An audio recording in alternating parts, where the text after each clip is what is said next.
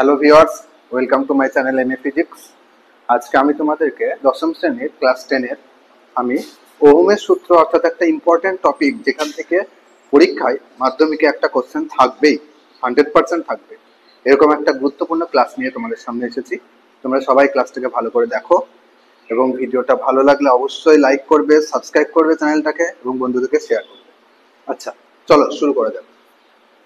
আজকে আমাদের part 3 class অর্থাৎ 3 নম্বর ক্লাস।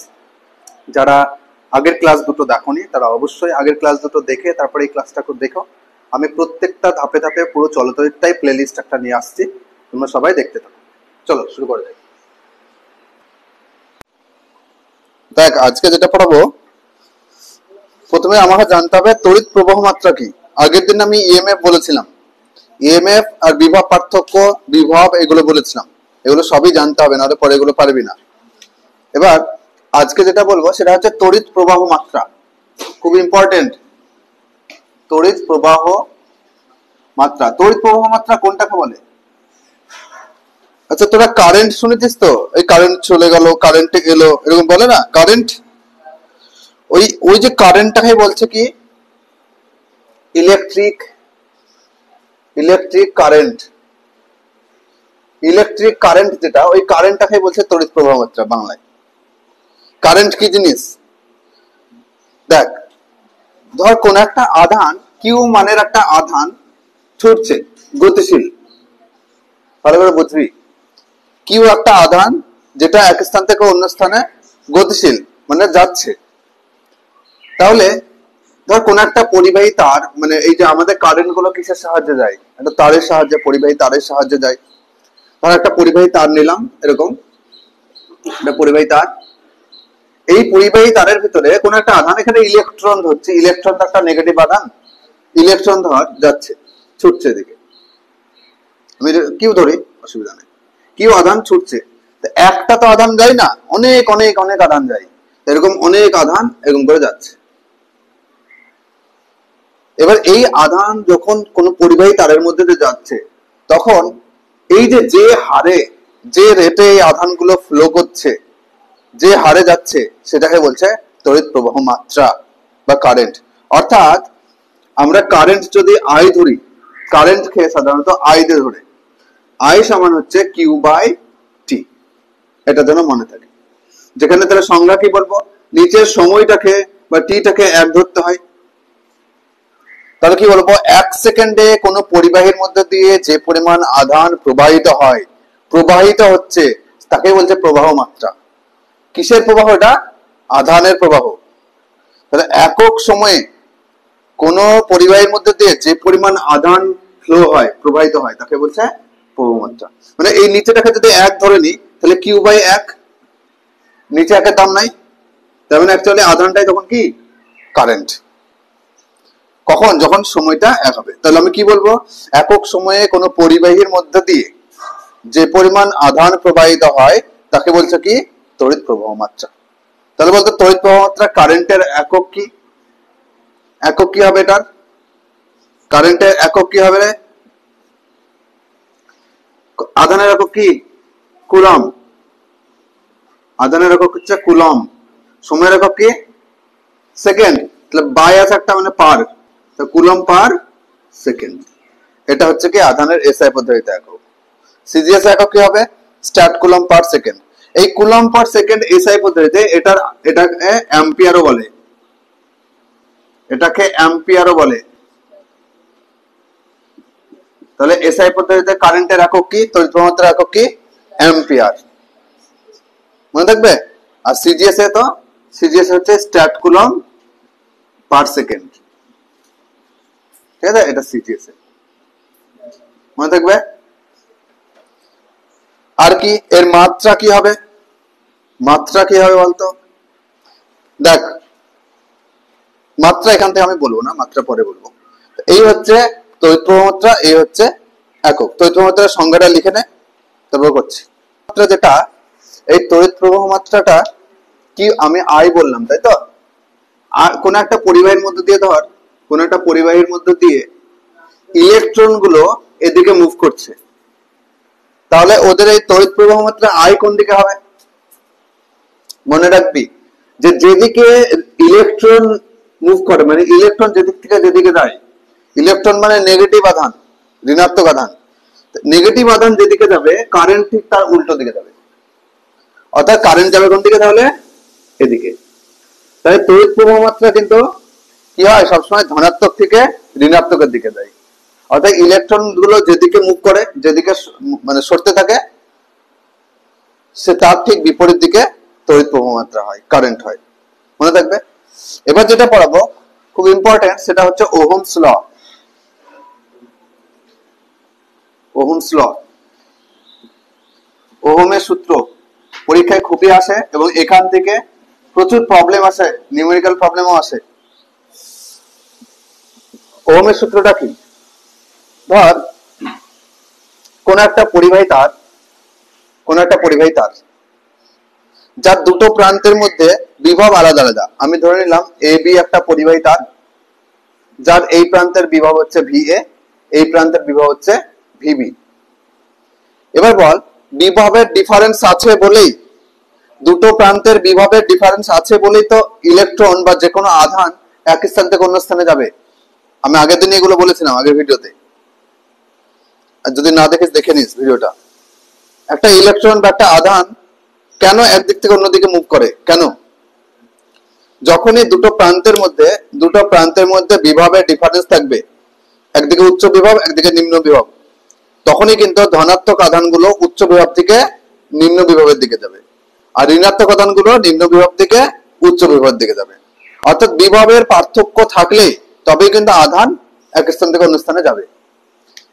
তাহলে এই যে একটা পরিবাহী তার এবি, যার দুই প্রান্তের বিভব VA এবং VB ধরেছি, আমি ধরে নিচ্ছি ভি এ প্রান্তের বিভবটা বড়, বেশি বি প্রান্তের থেকে। তার মানে এটা উচ্চ বিভব, এটা নিম্ন বিভব। উচ্চ বিভব থেকে নিম্ন বিভবের দিকে আধান নিশ্চয়ই ফ্লো করবে, আধান বয়ে যাবে। আর যখনই আধান যাবে তখনই কি, আচ্ছা উচ্চ থেকে নিম্ন বিভবের দিকে কোন আধান যায়? ধনাত্মক আধান, প্লাস। এই প্লাস আধান যেদিকে যাবে সেই দিকে নিশ্চয়ই কারেন্ট যায়, আমি এক্ষুনি বললাম। আর মাইনাস আধান যেদিকে যাবে তার বিপরীতে। প্লাস আধান উচ্চ থেকে নিম্ন দিকে যাবে মানে এদিকে নিশ্চয় কারেন্ট যাবে। ইলেকট্রন যখনই মুভ করবে, মনে রাখবি, যখনই ইলেকট্রন বা যে কোনো আধান মুভ করতে শুরু করবে এক স্থান থেকে অন্য স্থানে, তখনই কিন্তু সেটা কারেন্ট, চলতড়িৎ বা এই তড়িৎ প্রবাহ মাত্রা কারেন্ট সৃষ্টি হবে। বুঝতে পারলি? তাহলে আধান এখানে মুভ করছে মানে সেখানে কি হবে? আধান ফ্লো করা মানে I সমান কি Q/T। সময়ের সাথে সাথে যখন আধান প্রবাহ হবে তখনই সেটা কি কারেন্ট।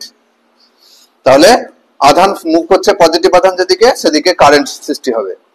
এবার বলতো, যত যেমন উচ্চতার ডিফারেন্স যত বাড়বে তত জল বেশি করে গড়িয়ে পড়বে, ঠিক সেরকম বিভবের ডিফারেন্স যত বাড়বে তত আধান বেশি করে ফ্লো করবে।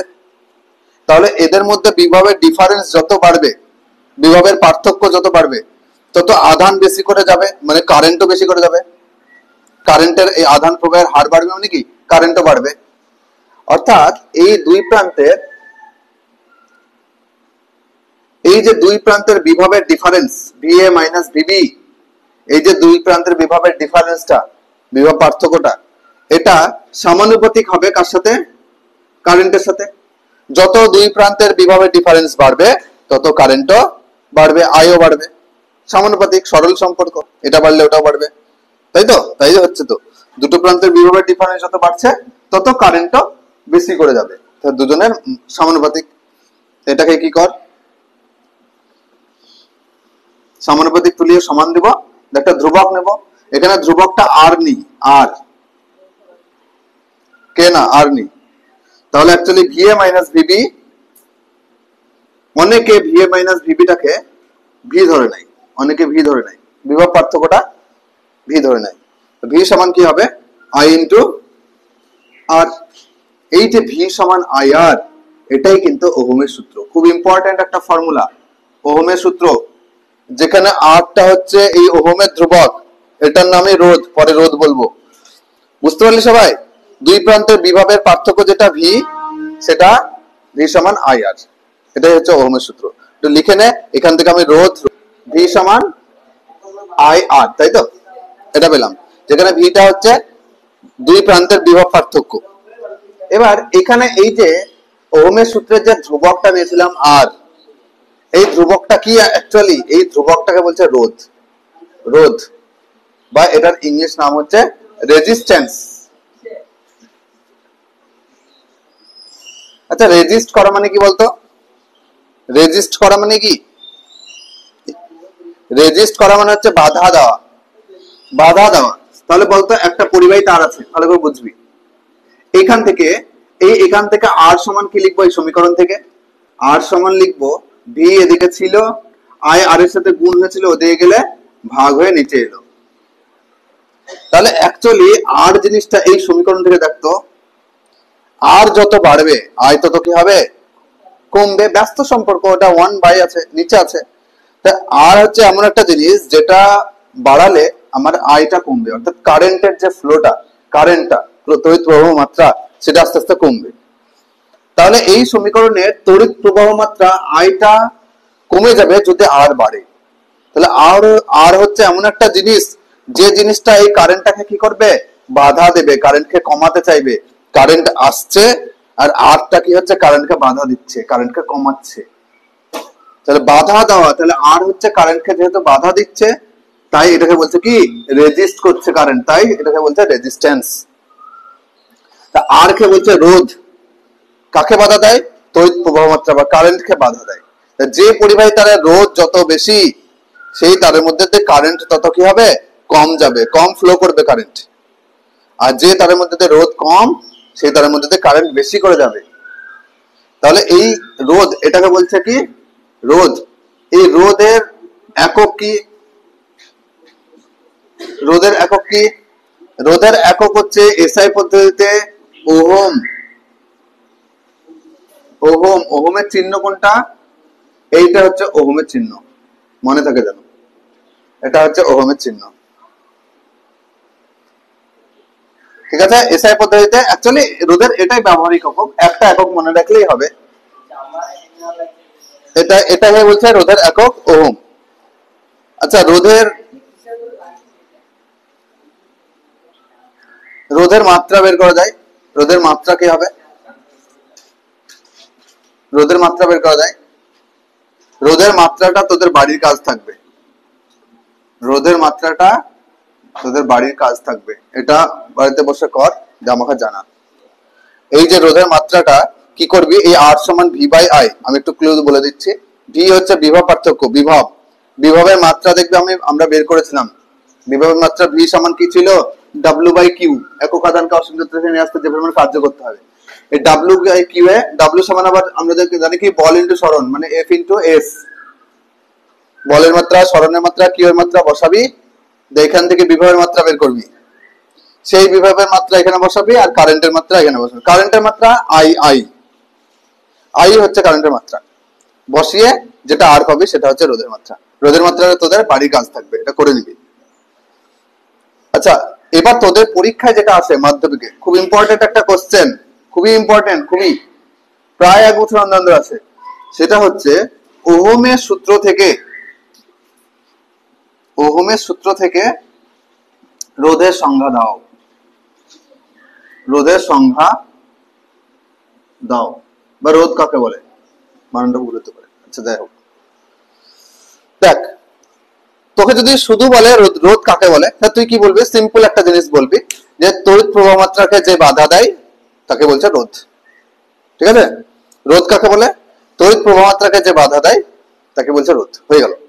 কিন্তু যদি বলে ওহমের সূত্র থেকে রোধের সংজ্ঞা দাও, ওহমের সূত্র থেকে, তাহলে অবশ্যই ওহমের সূত্র থেকে রোধ সমান আমি এটা লিখতে পারি না? এটা ওহমের সূত্র ছিল। এখান থেকে আর সমান এটা লিখতে পারি তো, আর সমান ভি বাই আই। এবার বল এখান থেকে রোধের সংজ্ঞা কি করে দেব? যদি আমি আইটাকে এক ধরে নিই, তাহলে কি বলবো? কোন পরিবাহীর মধ্যে দিয়ে একক পরিমাণ তড়িৎ প্রবাহ মাত্রার যেতে গেলে যে পরিমাণ বিভব পার্থক্যের প্রয়োজন তাকে বলছে রোধ। দেখ, এই সমীকরণ থেকে আমি সংজ্ঞা বলবো, কোনো মুখস্থ করার জন্য চাপ নিতে হবে না। ওহমের সূত্র লিখবো ভি সমান আই আর, সেখান থেকে আর সমান লিখবো, দিয়ে আমি বানিয়ে বলবো একক তড়িৎ প্রবাহ মাত্রার জন্য যে পরিমাণ বিভব পার্থক্যের প্রয়োজন তাকে বলছে রোধ। হয়ে গেল। এটাও বলতে পারিস, বা আর একটা বলা যায় ওহমের সূত্র থেকে, সেটা কি? কোন পরিবাহীর বিভব পার্থক্য এবং তড়িৎ প্রবাহ মাত্রার অনুপাতকে, অনুপাত মানে বাই, অনুপাতকে রোধ বলে। আরো সিম্পল কি বললাম, কোন পরিবাহীর বিভব পার্থক্য এবং তড়িৎ প্রবাহ মাত্রার অনুপাতকেই ওই পরিবাহীর রোধ বলে। হয়ে গেল ওহমের সূত্র থেকে রোধের সংজ্ঞা। দিয়ে অর্থাৎ বলে এই লাইনটা লিখবি, এটা লিখবি। আচ্ছা, আমরা তাহলে ওহমের সূত্র থেকে দেখলাম যে একটা পরিবাহী তার, যার এ বি পরিবাহী তার, দুই প্রান্তের বিভবের পার্থক্য যদি ভি ধরি, কারেন্ট উচ্চ বিভব থেকে নিম্ন বিভবের দিকে যাবে আই পরিমাণ কারেন্ট, আর সেই কারেন্টকে বাধা দেয় কে, রোধ। আর বাধা দেয় যে জিনিসটা, সেই জিনিসটা তারের মধ্যে আমি কি করে চিহ্নিত করব? যেমন আমি আগের দিন বলেছিলাম, ব্যাটারি গুলোকে তারে কোনদিন এরকম করে চিহ্নিত করিস, এরকম করে চিহ্নিত করিস? ব্যাটারি এভাবে চিহ্নিত করে না, ব্যাটারি গুলোকে সার্কিটে যখন লিখি এইভাবে ছোট বড়, বড়টাকে বলছে প্লাস, ছোটটাকে বলছে মাইনাস। ঠিক একই ভাবে আমরা সার্কিটে যখন লিখবো তখন রোধকে কিভাবে লিখবো? রোধকে মনে রাখবে, রোধ যেহেতু কারেন্টকে বাধা দেয়, কারেন্টকে চলার পথে কি কাঁটা হয়ে দাঁড়ায়, কারেন্ট চলার পক্ষে কাঁটা হয়ে দাঁড়ায়, মানে কারেন্টকে যেতে দেবে না। সেই জন্য কারেন্ট যে রাস্তায় যাচ্ছে তার মধ্যে দিয়ে সেখানে কাঁটার মতো করবো এরকম করে, এটা হচ্ছে রোধ। তো কোন পরিবাহী তারের মধ্যে দিয়ে যখনই কারেন্ট যাবে মনে রাখবি সেখানে অটোমেটিক রোধ একটা থাকবেই। এমন কোন পৃথিবীতে তার নাই যেটা রোধ নাই, বাধা দেয় না। মানে আদর্শ রোধহীন পরিবাহী নাই বললেই চলে। অর্থাৎ সামান্যতম হলেও রোধ একটা বাধা থাকবেই, যে পথে কারেন্ট যাবে সেই পথে বাধা থাকবে। এখান থেকে আমরা ভি সমান আই আর লিখেছিলাম। এবার ধর কোন একটা বর্তনী নিয়েছি, ভালো করে বুঝবি, ধর কোন একটা বর্তনী নিয়েছি। আচ্ছা, আরেকটা জিনিস বলে দিই, এই ওহমের সূত্র যেটা তোরা পড়লি সেখানে ভি সমান কি করলি, আই আর। বলতো এদের যদি লেখচিত্র আসে পরীক্ষায়, লেখচিত্র কি, কি ভার্সেস কি, তোকে যদি লেখচিত্র বলে ভি ভার্সেস আই, লেখচিত্র কি, ভি ভার্সেস আই। ধর এদিকে ভি ভোল্টেজ বিভব পার্থক্য, আর এদিকে কারেন্ট। বলতো ভি আর আই এর মধ্যে কি সম্পর্ক? সরল সম্পর্ক। আগে আমি বললাম ওহমের সূত্রের যে দুই প্রান্তের বিভব পার্থক্য যত বাড়বে কারেন্টের মানও আয়ের মানও তত বাড়বে। তো ভি যত বাড়বে আই তত বাড়বে, তাই এটা বাড়লে এটাও বাড়ছে। তাই সরল সম্পর্ক হলে গ্রাফ কেমন হয়, লেখচিত্র ক্লাস 9 এ তোরা করেছিস, সরল সম্পর্ক হলে লেখচিত্র হয় এরকম। আর ব্যস্ত সম্পর্ক যদি হতো তাহলে এরকম হতো, এইভাবে হতো। আরে এরকম হওয়া মানে কি, এরকম হওয়া মানে কি, ব্যস্ত সম্পর্ক মানে কি, প্রথমে বেশি ছিল, যখন আমার ভি কম তখন আই বেশি, যখন ভি বাড়ছে তত আই কমছে, ভি বাড়ছে আই কমছে। কিন্তু এটা তো না, দুটোই বাড়ছে, একটা বাড়লে, তার মানে কি এরকম, যত ভি বাড়ছে তত আই বাড়ছে, যত ভি বাড়ছে তত আই বাড়ছে, এরকম। তাহলে হ্যাঁ, ওহমের সূত্রে ভি ভার্সেস আই লেখচিত্র হচ্ছে সরল সম্পর্ক এটা। এবার আমি আসছি আভ্যন্তরীণ রোধ, ইন্টারনাল রেজিস্ট্যান্স। আভ্যন্তরীণ রোধ, আভ্যন্তরীণ রোধটা কি জিনিস দেখ। ধর কোন একটা তারের মধ্যে, তারটাকে আমি ব্যাটারির সাহায্যে যুক্ত করেছি, ভালো করে বুঝবি, প্লাস মাইনাস। ধর এই ব্যাটারিটা 9 ভোল্টের ব্যাটারি নিলাম একটা, তাহলে এই ব্যাটারিতে যতটা পরিমাণ কারেন্ট তৈরি হলো, যতটা বিভব যতটা তৈরি হলো, সেই পরিমাণ বিভব পুরোটাই কি তারের বাইরে যায়? এটা হচ্ছে আমার প্রশ্ন। এই যে কোষ বা ব্যাটারি গুলো কি যে তৈরি হয়, কোষের মধ্যে কি থাকে, কোষের মধ্যে বিভিন্ন রাসায়নিক পদার্থ থাকে, যে রাসায়নিক বিক্রিয়া করে ভিতরে, সেইগুলোই তড়িৎ শক্তি আকারে বাইরে বেরিয়ে আসে। ব্যাটারির মধ্যে রাসায়নিক শক্তি থাকে জানিস তো, ব্যাটারির মধ্যে অনেক, ব্যাটারির মধ্যে কি থাকে, কেমিক্যাল থাকে, যেগুলো কেমিক্যাল রিয়াকশন হয়, সেইগুলো থেকে তখন কারেন্ট তৈরি হয় এবং সেগুলো আমাদের বাইরে তড়িৎ প্রবাহ করে। তাহলে কোন একটা কোষ বা ব্যাটারির মধ্যে যে রাসায়নিক বিক্রিয়া হচ্ছে, সেই রাসায়নিক বিক্রিয়ার ফলে উৎপন্ন তড়িৎ প্রবাহ বা ভোল্টেজ বা বিভব, সেটাই কিন্তু কি হচ্ছে আমাদের বাইরের সার্কিটে, বাইরের তারে প্রদান করছে, দিচ্ছে। এবার কি হয়, ব্যাটারি গুলো বা কোষগুলোতে ভিতরে যে রাসায়নিক বিক্রিয়াটা হচ্ছে, সেখানে কিছু পরিমাণ বিভব বা ভোল্টেজ বা কি ওইখানেই কিছু পরিমাণ কারেন্টকে ও নষ্ট করে দেয়। অর্থাৎ এখানে ধর কোন একটা ব্যাটারি থেকে ধর 50 অ্যাম্পিয়ার কারেন্ট বাইরের বর্তনীতে প্রবাহ দেওয়া উচিত, মানে এই ব্যাটারিটা 50 অ্যাম্পিয়ার কারেন্ট তৈরি করছে, কিন্তু দেখা যায় যে এর ভিতরে 1 অ্যাম্পিয়ার কারেন্ট নষ্ট হয়ে যাচ্ছে আর 49 অ্যাম্পিয়ার কারেন্ট বাইরে দিচ্ছে। তার মানে কি ব্যাটারির ভিতরে 1 অ্যাম্পিয়ার কারেন্ট বাধা দিয়ে দিল একজন, তার মানে ব্যাটারির ভিতরে নিশ্চয় একটা বাধা দেওয়ার জিনিস আছে। তো কারেন্টকে কে বাধা দেয়? রোধ। রোধ বাধা দেয় কারেন্টকে। তার মানে ব্যাটারির মধ্যেও কিন্তু একটা রোধ থাকে। দেখ এই রোধটা কিন্তু ব্যাটারির বাইরে, একটা পরিবাহী তারের মধ্যে, ক্যাপিটাল আর, কিন্তু ব্যাটারির ভিতরেও কিন্তু একটা কিছু পরিমাণ বাধা দেয়, কিছু পরিমাণ রোধ থাকে। যে রোধটাকে আমি ধরবো স্মল আর, যে রোধটাকে আমি ধরবো সবসময় স্মল আর। ক্যাপিটাল আর মানে বাহ্যিক রোধ, আর স্মল আর মানে আভ্যন্তরীণ রোধ। আভ্যন্তরীণ রোধ কাকে বলে তাহলে? কোন কোষ বা ব্যাটারির মধ্যে ভিতরে যে পরিমাণ রোধ কাজ করে বা যে পরিমাণ তড়িৎ প্রবাহকে বাধা প্রদান করে তাকে বলছে কি আভ্যন্তরীণ রোধ, যেটাকে আমরা স্মল আর দিয়ে চিহ্নিত করি। বুঝতে পারলি? তাহলে কোন কোষের মধ্যে যেটা বিভব থাকে, কোন ব্যাটারির যে বিভব সেটাকে কি বলে? ব্যাটারির যে বিভব পার্থক্য সেটাকে কি বলে? সেটাকে কি বলে? আমি আগের ক্লাসে পড়িয়েছি, বল। ব্যাটারির দুই প্রান্তের যে বিভব পার্থক্য সেটাকে কি বলে?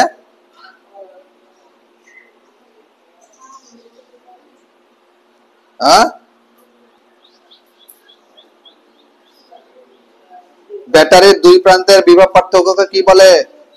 ইএমএফ, তড়িৎ চালক বল। মনে নাই? কখন? তাহলে ঠিক আছে, তাহলে কি হয়? প্লাস থেকে সর্বদাই মাইনাসের দিকে কারেন্ট যায়, প্লাস থেকে মাইনাস মানে কারেন্টের দিকে যাবে। দেখ এদিকে টাকা, এই টাকা, চুপ কর। তাহলে ব্যাটারির মধ্যে যে বিভব পার্থক্য সেটাকে বলে ই। তাহলে বলতো এই ব্যাটারির মধ্যে যে বিভব পার্থক্য ই, সেই ভোল্টেজটাই নিশ্চয় পুরো তারে সাপ্লাই দেওয়ার কথা। আমি ধরে নিলাম এই ই এর মান 9 ভোল্ট, তো 9 ভোল্ট সাপ্লাই দেওয়ার কথা, কিন্তু 9 ভোল্ট সাপ্লাই দিতে পারে না। কেন? কারণ ভিতরে কিছু পরিমাণ কারেন্ট নষ্ট করে দেয়, মানে ভিতরে কিছু পরিমাণ ভোল্টেজ নষ্ট হয়ে যায়। তাহলে এই যদি ব্যাটারির বা বর্তনীর মোট যে ইএমএফ, মোট যে বিভবটা সেটা যদি ই ধরি, আর এখানে যদি আভ্যন্তরীণ রোধ আর, আর বাহ্যিক রোধ ক্যাপিটাল আর, আর এর মধ্যে যে প্লাস থেকে মাইনাসের দিকে যে কারেন্টটা যাচ্ছে সেটা ধরে নিলাম আই, এবং এই বাহ্যিক বর্তনীর যে এই বাইরের বর্তনীর দুই প্রান্ত যেটা এ আর বি, এই এ আর বি এর মধ্যে বিভব পার্থক্য আমি ধরে নিচ্ছি ভি। তাহলে বলতো আমার কি হওয়া উচিত ছিল? ব্যাটারির মধ্যে যে বিভবটা ই, সেই বিভবটাই নিশ্চয় এই ভি বিভব হওয়া উচিত ছিল, কারণ এখান থেকে তৈরি হওয়া বিভবটাই তো এই বর্তনীতে যাচ্ছে। এখানে কি কোনো বাল্ব লাগানো আছে যে এখানে বিভব দিতে দিতে কিছু নষ্ট হয়ে গেল তারপরে এখানে গেল? কিচ্ছু নাই। তার মানে কি ব্যাটারিতে যে পরিমাণ বিভব, যে পরিমাণ ভোল্টেজের ব্যাটারি নিয়েছি, সেই ভোল্টেজ বা সেই বিভবই নিশ্চয়ই এবি পয়েন্টের বিভব পার্থক্য হওয়া উচিত ছিল, অর্থাৎ ই আর ভি সমান হওয়া উচিত ছিল, কিন্তু তা হয় না। ই থেকে কিছুটা কমে যায় বিভব, কারণ ভিতরেই কিছু পরিমাণ বিভব নষ্ট হয়ে যায়। আর কিসের জন্য? আভ্যন্তরীণ রোধের জন্য। এবং তারপরে আমি ভি পাই। তাহলে বলতো ই বড় না ভি বড়? অবশ্যই ই বড়। ই থেকে কিছুটা কমে গিয়ে ভি পাচ্ছি আমি বাইরে, এইটাকে বলছে কি বিভব পতন। তাহলে এই এই এখান থেকে আমি কি লিখবো? ওহমস ল থেকে কি লিখবো বলতো? ওহমস ল থেকে আমরা লিখবো, ওহমস ল সমান আমরা জানি ভি সমান আই আর। তাহলে এখানে ভি, ভি মানে কত? এখানে মোট বিভব ভি আছে না ই আছে? ই আছে। এখানে মোট বিভব মানে ই। তাহলে ই সমান আমি কি লিখবো? আমরা ফর্মুলা এটা জানি, ভি সমান আই আর। ভি এর জায়গায় ই লিখলাম, সমান আই ইন্টু আর এর জায়গায় কি লিখবো? শুধু কি ক্যাপিটাল আর লিখবো? শুধু ক্যাপিটাল আর নাই, তার সাথে সাথে স্মল আর আছে। তার মানে আভ্যন্তরীণ রোধের জায়গায় কি লিখবো? ক্যাপিটাল আর প্লাস স্মল আর, দুটো রোধ যোগ হবে। বুঝতে পারলি? ওই রোধটা আছে এক্সটার্নাল রোধ, তার সঙ্গে সঙ্গে ইন্টারনাল রোধটা আমি যোগ করে নিলাম। তাহলে এবার বল ই সমান আমি কি লিখবো? I R plus I small R. তাহলে ই সমান কি লিখবো বলতো? আই আর মানে কি? আই পরিমাণ কারেন্ট যদি শুধুমাত্র বাহ্যিক রোধের সাথে গুণ হয় কারেন্টটা। মনে রাখবি কারেন্ট এবং রোধের গুণফল মানে বিভব। কারেন্ট এবং রোধের গুণফল মানে বিভব। তাহলে কারেন্টের সাথে যদি বাহ্যিক রোধ গুণ করি তাহলে কি পাবো? আমি বাহ্যিক বিভবটা পাবো, বাহ্যিক বর্তনীতে যে বিভবটা মানে তারের মধ্যে যে বিভবটা। তাহলে আই ইন্টু আর মানে বাহ্যিক বিভব, বাহ্যিক বিভবটা ভি ধরেছি, হলো প্লাস আই ইন্টু স্মল আর মানে কি কারেন্টের সাথে স্মল আর মানে আভ্যন্তরীণ রোধ যদি গুণ করি তাহলে নিশ্চয়ই আভ্যন্তরীণ বিভব পাবো। বুঝতে পারছিস? কারেন্টের সাথে আমি বাহ্যিক রোধ গুণ করেছি, তার মানে বাইরের বাহ্যিক বিভব পেলাম। ঠিক একইভাবে কারেন্টের সাথে আভ্যন্তরীণ রোধ গুণ করলে কি পাবো? আভ্যন্তরীণ বিভব পাবো। তার মানে আই ইন্টু স্মল আর এটা মানে কি? এটা হচ্ছে আভ্যন্তরীণ বিভব, অর্থাৎ এই ব্যাটারির মধ্যে যে বিভবটা সেই বিভবটা। তাহলে বলতো ভি সমান কি লিখবো? ই এটা ওদিকে গেলে মাইনাস আই স্মল আর। খুব ইম্পর্টেন্ট একটা ফর্মুলা পেলাম, কি? ভালো করে এই ফর্মুলার মধ্যে ফিজিক্সটা বোঝার চেষ্টা কর। আমার নরমালি যদি এখানে কোনো বাধা না থাকতো, এখানে যদি কোনো বাধা না থাকতো তাহলে কি হতো? আমার ই যে বিভবটা এখানে কাজ করছে সেই বিভবটাই আমার বাইরেও কাজ করতো, কোনো নষ্ট হতো না, কোনো বিভব নষ্ট হতো না। যেটা ভি বাইরে সেটাই ই, অর্থাৎ যেটা মোট বিভব ইএমএফ সেটাই বাইরের বর্তনীতে বিভব দিত। কিন্তু এখন দেখা যাচ্ছে যে মোট বিভব থেকে অর্থাৎ ইএমএফ থেকে আই স্মল আর এই যে বিভবটা অর্থাৎ আভ্যন্তরীণ রোধের জন্য ভিতরে যে বিভবটা সেটা বিয়োগ হয়ে যাচ্ছে, মাইনাস হয়ে যাচ্ছে, তারপরে আমি বাইরের বর্তনীর বিভবটা পাচ্ছি। তার মানে কি মোট বিভব থেকে কিছু পরিমাণ কমে গেল, এই পরিমাণ কমে গেল, আই স্মল আর পরিমাণ কমে গেল, কমার পরে তখন আমি এই বাইরের বর্তনীর বিভবটা অর্থাৎ ভিটা পেলাম। তাহলে বাহ্যিক বর্তনীতে বিভব নির্ণয় করতে হলে কোষের মোট ইএমএফ থেকে কিছু পরিমাণ বিভব আভ্যন্তরীণ রোধের জন্য তৈরি হওয়া কিছু পরিমাণ বিভব নষ্ট হয়ে যাচ্ছে বা বিয়োগ হয়ে যাচ্ছে। এইটাকে বলছে যে পরিমাণ নষ্ট হয়ে যাচ্ছে এই আই স্মল আর পরিমাণ, এটাকেই বলছে কি? নষ্ট ভোল্ট।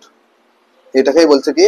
নষ্ট ভোল্ট বা আভ্যন্তরীণ বিভব পতন বা ইন্টারনাল ভোল্টেজ ড্রপ। ঠিক আছে? এটাকে বলছে। এই নষ্ট ভোল্ট কাকে বলে? পরীক্ষায় খুবই আসে 1 নম্বর। আর এই নষ্ট ভোল্টের এই যে ফর্মুলাটা, এই ফর্মুলা থেকে অঙ্ক আসে, আমি করাবো অঙ্ক এখান থেকে। নষ্ট ভোল্ট কাকে বলে লিখে নে। ভি সমান আই আর, এটা জিনিসটা বলতে আমি ভুলে গেছিলাম। একটা জিনিস আছে, একটা হচ্ছে ওহমীয় পরিবাহী, ওহমীয় পরিবাহী, আর একটা হচ্ছে কি অওহমীয় পরিবাহী, অওহমীয় পরিবাহী। আচ্ছা, এই যে ওহমীয় পরিবাহী অওহমীয় পরিবাহী কি? ওহমীয় পরিবাহী মানে হচ্ছে যে পরিবাহীগুলো ওহমের সূত্র মেনে চলে, মানে ভি সমান আই আর এই ফর্মুলাটা মেনে চলবে। অর্থাৎ ভোল্টেজ বাড়ালে কারেন্ট বাড়বে, দুই প্রান্তের বিভব পার্থক্য বাড়ালে কারেন্ট বাড়বে, রোধ বাড়ালে কারেন্ট কমবে। এই জিনিসগুলো মেনটেন করে চলবে যে পরিবাহীটা অর্থাৎ ওহমের সূত্র মেনে চলে, তাকে বলছে ওহমীয় পরিবাহী। যেমন ওহমীয় পরিবাহী কোনগুলো? এই যে তামার তার, লোহার তার, মানে যেগুলো পরিবাহী পদার্থ যেগুলোর মধ্যে কারেন্ট যেতে পারে সেগুলো সাধারণত সবগুলোই ওহমীয় পরিবাহীর মধ্যেই পড়ছে। অওহমীয় পরিবাহী কি? অওহমীয় পরিবাহী মানে যে পরিবাহীগুলো ওহমের সূত্র মেনে চলে না, ওহমের সূত্রের যে সরল সম্পর্ক সেই জিনিসটা মেনে চলে না। যেমন উদাহরণ হচ্ছে অর্ধ পরিবাহী। অর্ধ পরিবাহী পদার্থ কোনগুলো? যে পরিবাহী পদার্থগুলো নর্মাল অবস্থায় তড়িৎ প্রবাহ করতে পারে না।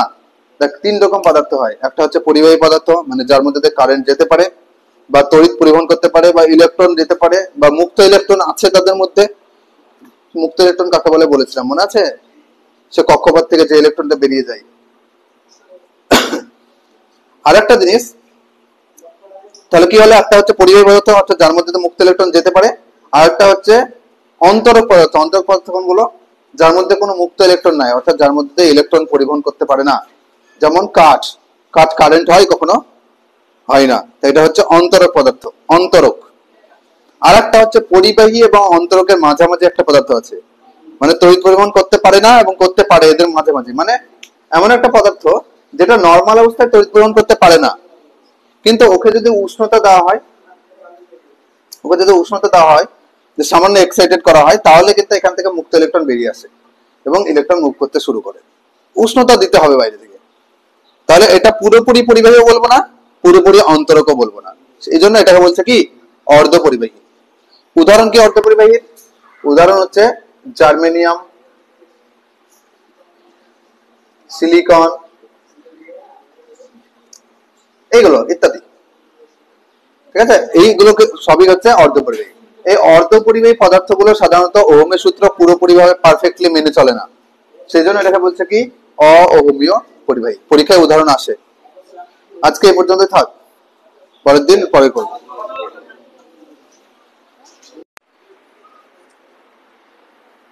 আজকে এই পর্যন্ত থাকলো। আশা করি তোমাদের ভিডিওটা পছন্দ হয়েছে, এবং পরের ক্লাসে আমি রোদ কি কি বিষয়ের উপর নির্ভর করে এসবগুলো নিয়ে একটা ক্লাস নিয়ে আসবো।